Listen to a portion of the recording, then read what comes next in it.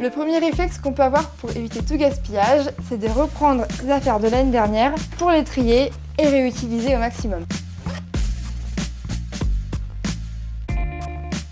Ciseaux évidemment en garde.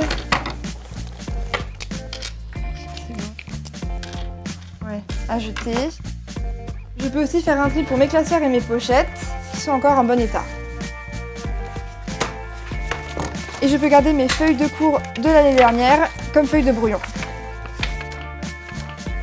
Pour les cahiers déjà utilisés, je peux arracher les pages usagées pour garder le reste du cahier pour l'année prochaine. Voilà, j'ai fini mon tri. Et pour recycler le matériel usagé, on peut trouver des sites internet qui répertorient les points de collecte proches de chez nous. Pour les manuels scolaires des années passées, je peux ou les donner ou les revendre dans des points d'occasion.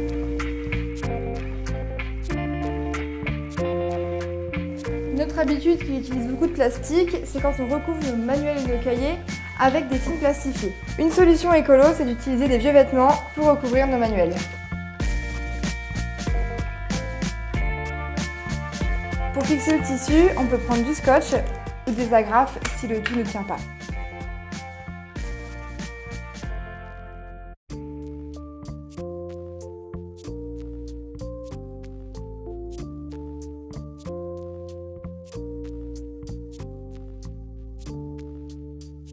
Si on doit racheter des fournitures, on peut privilégier celles d'occasion en se rendant dans un Emmaüs ou dans une ressourcerie.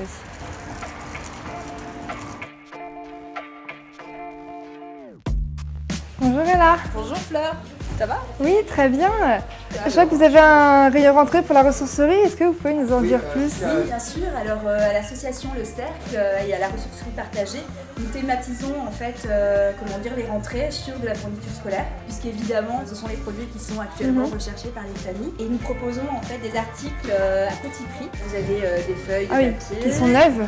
Oui, des paquets neufs que les gens n'ont pas utilisés, donc ils ont eu un très bon geste, c'est de venir les déposer à la ressourcerie.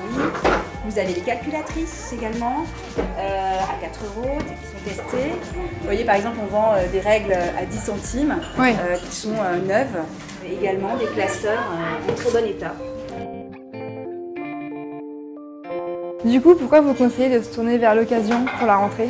L'avantage, c'est de donner une seconde vie à des objets qui sont encore en bon état et donc de faire des économies tout en préservant aussi l'environnement. Merci. Bonne fin de journée, à bientôt. Après les fournitures vient l'achat des livres et des manuels scolaires.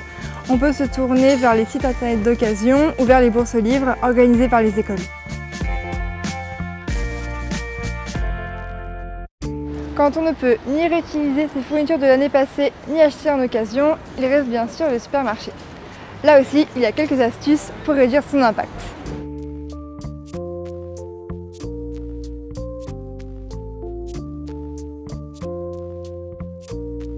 Pour choisir un papier à faible impact sur nos forêts, il y a le papier recyclé ou issu de forêts gérées durablement, qu'on reconnaît avec des labels. Pour ne pas consommer du plastique inutilement, on peut veiller à acheter du papier seulement emballé dans du carton, sans film plastique. Enfin, pour faciliter le recyclage, on peut privilégier des cahiers sans spirale.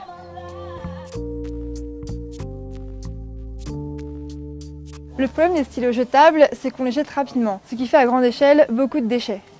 L'une des solutions, c'est de les acheter rechargeables. Ça permet d'ailleurs de faire des économies.